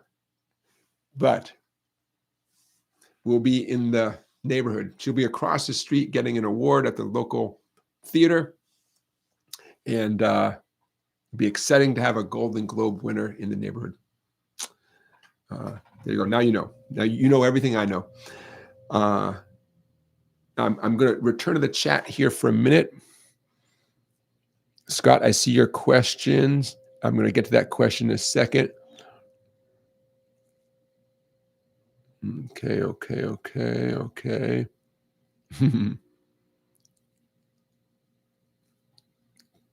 Gotcha. Okay. Scott asks, what are the advantages to playing on the right knee or left knee? Oh, yeah, great. Oh, in fact, we'll tie this in to playing standing up. Many of us play, probably I would say the majority of us play sitting down with a guitar resting on our right leg if you're a righty, right? That's how we do it, right? Nothing wrong with that, especially if you're comfortable and you're having success. Plan B is to not only put it on your other leg, your left leg, but to put something under your left foot so that your leg is I know you can't see my knee exactly. It's a really comfortable way to play. I'm going to actually put my right foot on its side, put my left foot on top of the side of my right foot, and this is essentially classical position. Classical guitarists are smart. They've thought about all this stuff. They're way ahead of the rest of us. They know how to use their bodies comfortably, efficiently. They're wise people. They play with a guitar on their left leg if they're a righty, and the neck of the guitar is kind of tilting up towards the ceiling a little bit. Look at my eyes. Look at that. See how I can see everything right. Look how close this is to I could kiss it. My new guitar. Oh, I love my new guitar. See that? It's right there. Look at my my left wrist. It's not doing any crazy, awkward stuff.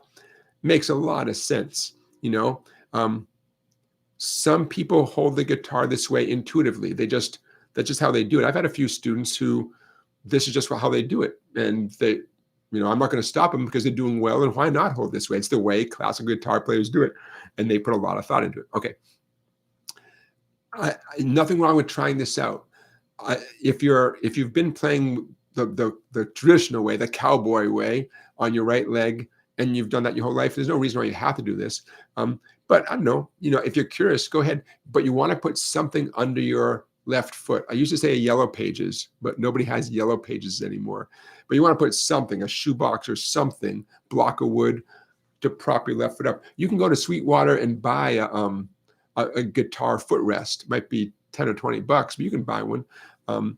But experiment at first with anything, a brick, anything, I can't quite explain it, but when I practice slide guitar, and I'm specifically working on specific songs, scales, riffs on slide guitar, and that's where my head is, I definitely play slide guitar better when the guitar is in this position. If I were going to go to a recording studio or perform specifically like slide guitar, 100%. I can't explain why. I play better when I'm doing slide guitar this way. I tried it one time and it just really worked. So in terms of advantages, because Scott, you asked what are the advantages? In general, you don't know till you try it. Some of you might try it up on your left leg and just not feel comfortable, no advantages, just weird. By the way, having a strap is always a good idea. No matter how you play the guitar, in general, it's better to have a strap in general than to not have a strap.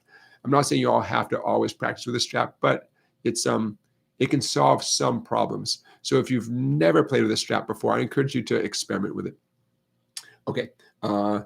In terms of advantages, if you do it with a classical style, it seems to me like the whole vision thing is an advantage, and potentially more of a neutral position for your left wrist, which is a healthy thing. I'm not saying you'll never have to bend it like that, but there may be a lot of times when you don't have to do that, possibly, especially if you put your mind to it. Classical folks don't do that. They simply practice until they can achieve what they want to achieve without bending their wrist.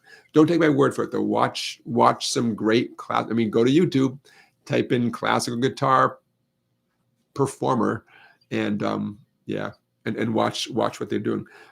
Joseph says you get some scrap wood from like Home Depot or Lowe's. Yep.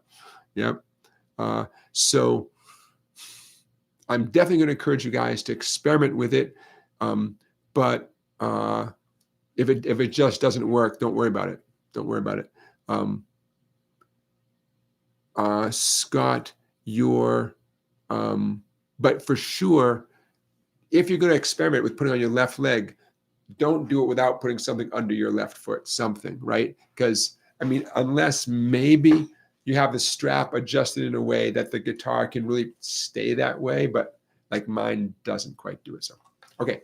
But this brings up or leads into something I want to talk about anyways, which is practicing the guitar standing up. Now, since we're getting, towards the 2-hour mark, I'm going to keep this short.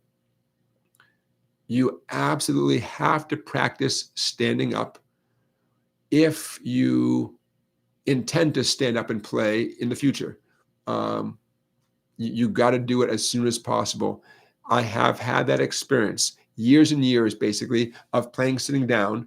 I go to play standing up. I feel like I took 10 steps backwards in my progress. Very disorienting, a little bit depressing briefly, Please practice while you stand up with a strap on, of course, if you can foresee that ever being in your future. If you're going to practice for an hour, I'm not saying you have to stand up for the whole hour, but give yourself at least, if you fall into this category, you got to give yourself a good percentage of your practice time standing up. It's just weird. It's just a weird change. It's a little bit disorienting. The guitar looks different, so to speak, because of how your new perspective once you stand up. Your whole body has to accommodate it.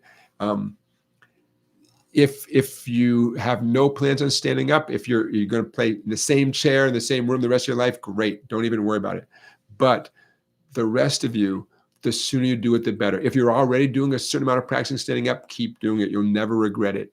You don't want to find out the hard way, because I can't describe it any more dramatically or accurately than the feeling of you just went back in time a couple of years, like, oh my God, like I can't play the guitar anymore now that I'm standing up. You can get over the hurdle, I feel, pretty quickly if you make it part of your practice routine. So it's not, it's not life or death. Well, it's important to do it, but you'll catch up. Your skills standing will catch up pretty quickly to your ability sitting down if you put your mind to it. So I just want to put that out there, because I'm sure we got 43 people watching, and I know we get hundreds and hundreds of views later in the week, during the week. There's a certain percentage of you who fit this description. You're going to play with some friends at an open mic night. You're going to play in church. You're going to do something standing up, but you rarely or never stand up when you're practicing. So I'm talking to you. The sooner you do it, the better. Yeah, highly, highly, highly recommend it.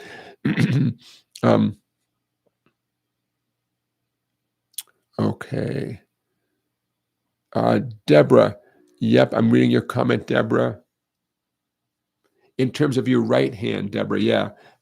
In general, when you're doing finger picking with your right hand, this is moving on from the sitting versus standing conversation. In general, your right hand finger picking position, you should imagine yourself with a pitcher of water that you are pouring onto the floor or pouring into your lap, and tilt your picking hand wrist just a little bit. Don't force it into some weird, awkward thing. But see how my thumb is now parallel to the strings? And even more importantly, my fingertips are basically perpendicular to the strings. That's what you want. Here's what we're trying to avoid. We're trying to avoid this, where all your fingers are parallel to the strings. You know, see how that looks weird? Like, how are you going to pluck the strings if you're parallel to them, right? So that little tilt, see my wrist just did there? That little tilt, as if I'm pouring a pitcher of water, that's what you're going for. I'll say it one more time. Don't force it. Don't make it some weird, awkward thing, right? But it's a little gentle tilt like that. The whole idea, the number one thing is get those index, middle, and ring fingers plucking essentially, perpendicular, kind of up towards my right shoulder, basically perpendicular to the strings. That's what you want, while the thumb is still parallel. There you go. Joseph, I'm sorry about that. Joseph says, I only play sitting down. My legs are paralyzed from an auto accident. Joseph, I'm so sorry about that. But yeah, yep. I'm glad you're playing, man. I'm glad you're playing. Willie Sanders says, is there any kind of strap adjustment that is recommended? I have a hard time, with it really short up in my chest. So hopefully your strap, you can extend it. I mean, most guitar straps are totally adjustable. So you can extend it to make it as long as you need. Because if it's way up high, obviously that's not comfortable. If it's too high. If your strap is not adjustable, or maybe you need one that's extra long, I would reach out to Sweetwater and say that you need an extra long strap. There must be that out in the marketplace somewhere, an extra long guitar strap. There must be. There has to be. Remember, not every guitar has a strap button right here. Most guitars have a strap button on the butt of the guitar, acoustic and electric. If your guitar does not have one right here, option one, you can install one. You can do it yourself, or you can pay someone else to do it. It doesn't hurt the guitar, and it's good to do. You can see where it goes on this electric guitar. A lot of acoustic guitars, it actually goes into the neck. But don't take my word for it. Google it. Don't start drilling holes all over. Or you can go and pay someone to do it. It really shouldn't take anyone more than about 5 minutes. They should do it for you while you wait. Plan B, especially if you don't like the idea of drilling into your guitar. Take a strap and with a shoelace, loop the shoelace through the hole in the strap, essentially that slit cut in the strap, and tie the shoelace under the strings behind the nut, back there, but under the strings, right? Tie the best knot that you ever tied in your life, nice and strong, and some straps even come with a little shoelace, and that solves the problem. That's sort of the folky style, Peter Paul and Mary style. You get it under there, works great. D'Addario / Planet Waves makes a cool thing. I don't have it here. They make a cool device. A million years ago, I showed it on a live stream, and I don't have one handy, but I should remember the name of it. It's a cool device. Imagine a shoelace, right? But with two plastic ends that click together. So one shoelace with a plastic end goes through the strap. The other shoelace with a plastic end goes under the strings, like I described. And then you just click the two plastic pieces together, and they stay together. It's a beautiful thing. D'Addario Strings owns the Planet Waves brand as well. So I think it might be a Planet Waves strap. I forget. It's like a really generic name. Strap.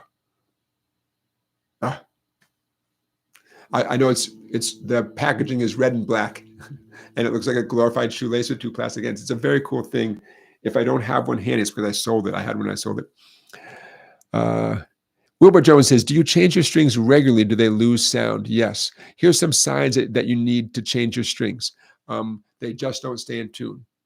That's one thing, especially if your strings have been on so long that they are essentially becoming brittle and tightening up. The way you would know that's happening is your guitar, the strings are always sharp. When it's out of tune, they're always too tight. So every time you go to tune, you find yourself loosening the strings, like every time. Yeah, it's because they are losing electrons. They are becoming oxidized. I don't know. And they're getting brittle and tight. When you get to that point, for sure, it's time. It's not just that they're going out of tune. It's specifically that they're always getting tighter. While you sleep and you wake up in the morning, you find yourself having to loosen the strings. Definitely time for new strings. If they just look rusty, crusty, gray, this dull brown look, it's another sign. Your ear might have grown accustomed to the sound of a used string, but visually your eye can just tell you, ooh. If you compare, especially you acoustic players, you get your strings, brand new strings, and they have this nice golden shine, like a coppery brown shine on the four bass strings, right? Over time, they get kind of dull brown, right? Typically, the strings don't change their color up there. So if you can see the difference, how up here it's that nice shiny copper look, and on the actual fretboard, the strings are that weird gray brown, queasy kind of color. That just shows you what's happened over time. So yeah, that's another good time to change strings. If you don't remember the last time you put on new strings, it's time to change strings. If you bought your guitar brand new and the strings sounded great, and you've played the guitar, and the guitar has never had a second set of strings, yeah, it's time. For most people, it's not the price that is holding you back, is that maybe you've never changed strings before. I get that. For you, here's what I got.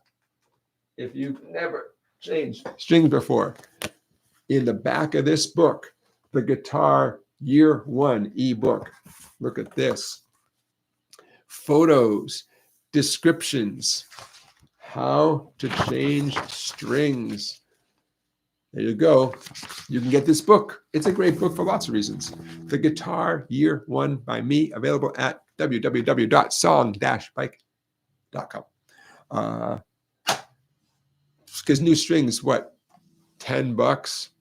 Less, a few bucks more. I mean, depending on the brand. For most of us, it's not the price that's holding us back. It's, like, what if I do it wrong? What if, I get that. I know.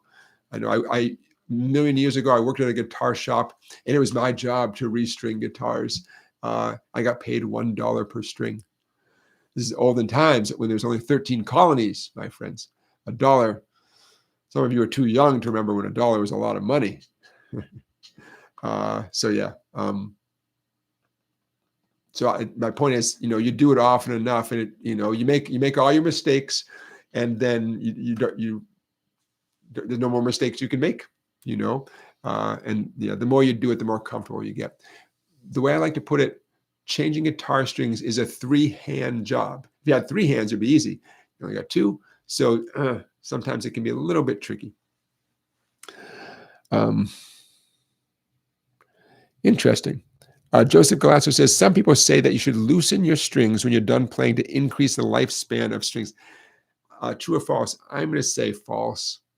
Yeah, I never heard of that. My feeling is that it's more chemistry that is aging the strings than the tension. It's your sweat. If you want your strings to last longer, cotton cloth, old cotton t-shirt, wipe off your strings when you're done playing. That helps a little bit for sure. Depending on the pH, the acidity of your finger oil, you can kill a set of strings in a day or two. I have students like that for sure. one lesson, we put on new strings. They come back for the second lesson, and the string is like a hazmat situation. I'm like, oh my God, you can still play it, but it speaks to the chemistry. So I'm going to say false on that, Joseph. I wouldn't bother with that, A to Z Me says, thanks for making our Saturday afternoons a little more musical. Thank you. Thank you. J. Paul Getty says, I heard the most important thing about changing strings is you don't poke your eye out. Definitely. Deborah says, do all electric guitars come with those metal things to put the strap on? The strap buttons, that's the word you're looking for. In my experience, yes, every electric guitar has a strap button more or less right around there and one on the butt of the guitar. I've seen some electric guitars that put the strap button back here. But yes, I personally have never seen an electric guitar that doesn't have two strap buttons. Could it exist? It could, but I haven't come across that. But a lot of acoustic guitars only have the one right there. And I can't explain for the life of me why manufacturers don't put a second one where we're all going to put it anyways. And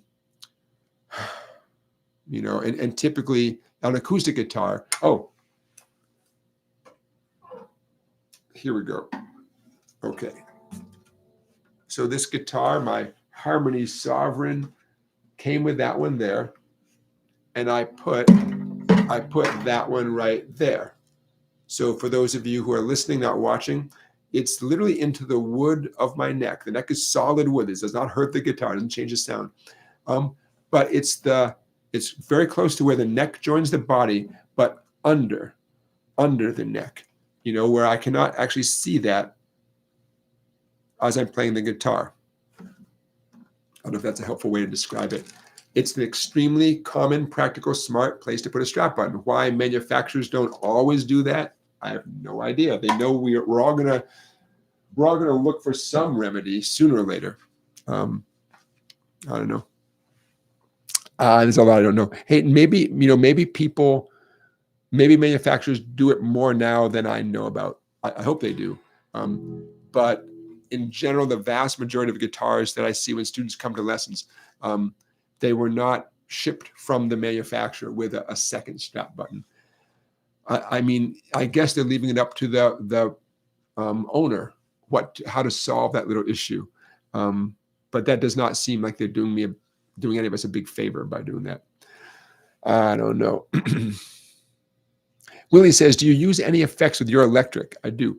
I recently picked up a Zoom with an expression pedal. Very cool. I'm really impressed with options like the noise getting in the way. Yeah. It's one of the funnest parts about any electrified instrument is changing the sound. And either coming up with your perfect sound or enjoying all the sounds that are out there. So just to give you a quick example, on this guitar at the moment, I have two things. I have an EQ pedal. Bear with me for a second here. Okay, I will show you. This is kind of a no frills EQ pedal made by the Boss company, the Boss GE7. I would imagine it stands for Guitar Equalizer 7. Why 7? I think because there's 8. No, there's 7. 1, 2, 3, 4, 5, 6. Yeah, there's 7 bands, different frequencies, right? So maybe that's where the 7 comes from. Someone gave this to me. It's definitely a few years old, has some wear and tear on it. So helpful because every guitar is different, every amp is different, every room you're playing is going to be different.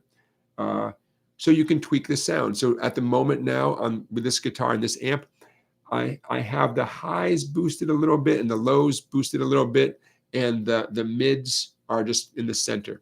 I know. I like that little combination of twang and warmth. The 8th knob over here, the 8th button slider, is a boost, like it's a volume, I should say. It's a volume thing, so I can make it louder. And you can turn it on and off with your foot, right? So hypothetically, you could be playing with this not engaged, but when you do engage it, it could suddenly give your guitar a slightly louder sound with a slightly EQ'd tone. And maybe that's perfect for lead guitar, for some solo you're about to play. And then when you're done, you click and you're back to a neutral sound. The other So I recommend an EQ, any EQ pedal. I recommend that highly. It doesn't have to be anything fancy or necessarily that expensive, you know. The other one, my little Fender Pro Junior amp has 2 knobs and neither of them are reverb. So in lieu of a reverb pedal, I have a cool little delay pedal, which is an alternative to reverb. Reverb makes it sound like you're playing in the Great Pyramids of Egypt, right? That echoey kind of sound. Echoey is not the best word because reverb doesn't literally echo like hello, hello, hello, hello. That's what a delay pedal does. But nevertheless, reverb gives you that illusion that you're not playing in, what's that? What this room I'm in is probably about 8 by 8. And reverb makes it feel less claustrophobic. You can get a reverb pedal. I happen to have a delay pedal. I'm putting these back together. Oh, cute little connectors. See these cute little connectors? Little flexible ways of connecting pedals. The advantage of a little flexible connector like this, they're not very expensive, but because they're flexible, if these two sort of get pulled in any sort of way, the hope is that if they fall, if something happens, the hope is that the cable takes the abuse and the guts of the pedal don't get all messed up, because that could be a game over for your pedal. So these, I think I got a 3-pack of these little cables. I don't know, $20, I forget, something like that. So hold on. Nothing wrong with having a simple amp that doesn't have all this built-in stuff. I know some of you guys have those cool amps with all that stuff. Oh, you can make your amp sound like every other amp in the world. That's great.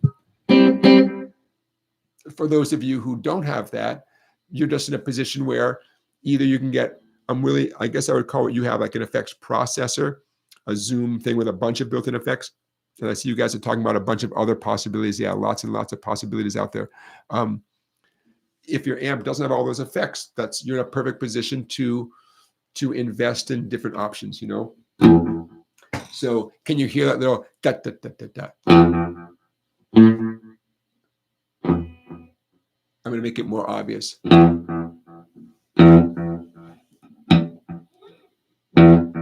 That's what a delay pedal does. It repeats the sound in a delayed sort of way. The sound kind of fades out. So I've had it set in a little more of a subtle way. So you don't really hear it if I'm strumming chords.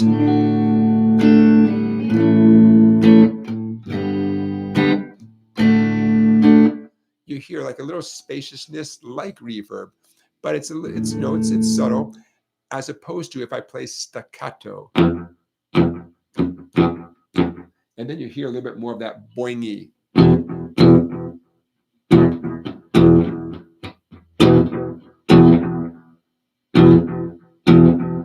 You know, to me, that's not quite as subtle anymore. But to hear that, it really helps to play that short pop, pop kind of sound. Like that. So bottom line is, I happen to be using a delay pedal to create a little more spaciousness, partly because I like it, but also because I don't have reverb on my amp. So I'm saving up for all sorts of stuff. But I got a great guitar, and I'm so happy. J. Paul Getty says the Edge has a pallet load of stuff. Yeah. Jerry Stillwell says, don't you also have the Boss BD2? I do have a blues driver for some distortion. Yeah, the Boss blues driver. Yeah, I have a Boss tremolo. Boss pedals, to me, they're sort of standard. They're great. They've been around forever. You can't go wrong. I've certainly have my Boss equipment I have not always been gentle with. That delay pedal, by the way, is the MXR carbon copy analog delay. Why do I have that one? About 15 years ago, there's a lot of hype about it. Everyone's saying how great it was, so I got one. That's it. I like it. I can't say I shopped around or anything. I liked it. I still like it. But My other pedals are pretty much all Boss pedals. Feel free to, spend $1 million, but you kind of can't go wrong with a Boss pedal, especially to introduce you to any of these sounds, whether it's an EQ, tremolo, distortion, you kind of can't go wrong. But I'm sure there's a million review videos and demonstration videos. But and again, getting back to Willie's point, you don't have to buy these things one at a time. In this day and age, you can get a relatively small, relatively inexpensive unit that has all this stuff built into it. I'm just kind of old school at the moment, but and again, a lot of you have all this stuff built into your actual amps, so it almost makes this whole conversation a moot point. All right, you guys. Now we're getting towards the end. I am. Should I sell out? Here are my recent offers.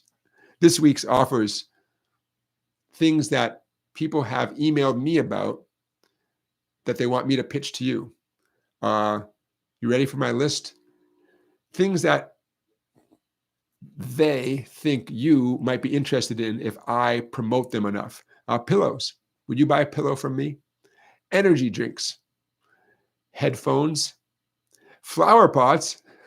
And my favorite, you ready? This is very, very specific. Would you purchase from me or, with my encouragement, specifically Ford Bronco air conditioning knobs? I'm not making this up. One of the emails I received this past week was from a company that makes that product, and they wanted to know if I would present it to you guys to purchase. Ford Bronco air conditioning knobs. I read that email at least 3 times to make sure I was understanding it correctly. So I don't know. At the moment, I'm still staying true ethically. I want this show to be about music. And so at the moment, I'm not taking them up on these offers. But pillows, energy drinks, headphones, flower pots, Ford Bronco air conditioning knobs, all tempting. But at the moment, I'm going to say no to all those offers. I'm not going to go there. All right, you guys, we're getting close to the end. I think we covered a bunch of the things I hoped we'd get to.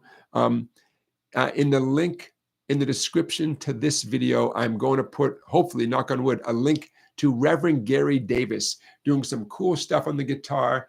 What I would consider to be, well, what you might have thought was a modern thing, but it's so cool. Examples being smacking the guitar while he's playing in a percussive sort of way. Left hand, playing notes all with his left hand and doing nothing with his right hand. Very cool. So I saw this video on Instagram, but I'm going to try to find the same video on YouTube just so you can see Reverend Gary Davis doing all this stuff. Okay. Also in the description of this video, I will put a link to the smooth jazz guitar player named Jim Adkins, who I had to admit, sitting in the doctor's office, was doing some pretty cool stuff on the guitar, even though it was literally smooth jazz in the doctor's office. So, hey, you know what? By the way, this is not, to my knowledge, the Jim Adkins who has a band called Jimmy Eats World. Different Jim Adkins, I'm pretty sure.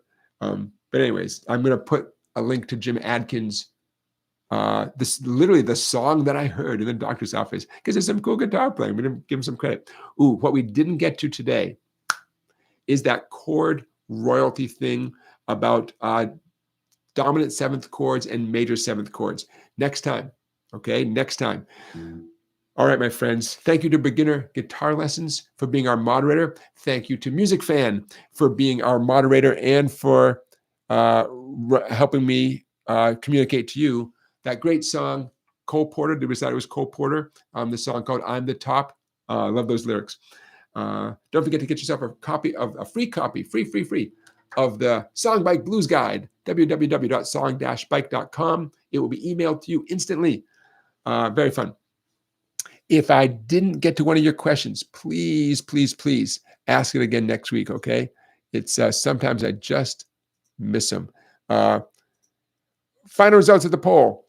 Compared to your guitar playing friends, are you more experienced, less experienced, or about the same? Okay, 14% of you, final result, 14% are more experienced than the people around you. 26% are about the same, and 60 are less experienced than the people around you. Very interesting. It's a weekly poll question. All right, we are ending the poll. Bang. Thank you to Lyman Orchards for being our unofficial sponsor. Apple cider, it's good for you. Okay, my friends, let's do this all again in September, right? September. Next time I see you, September 7th. I'm sure I'm forgetting to say something, but hi to my mom. Mom, if you're watching. Hi to my wife, music fan, if you're watching. Thanks again to Beginner Guitar Lessons for being our moderator. You guys, I will see you next Saturday. New stuff. We'll have some fun. Hope you have a great week. Hope you have time to play your guitar. Happy Labor Day on Monday for those of you who observe. I think I saw down in Australia, did I hear that Father's Day is tomorrow in Australia? Bruce, did you mention that in the very beginning of our live stream? So happy Father's Day to all you Australian dads. But happy Labor Day to those here in the continental U.S., in the Alaska and Hawaii.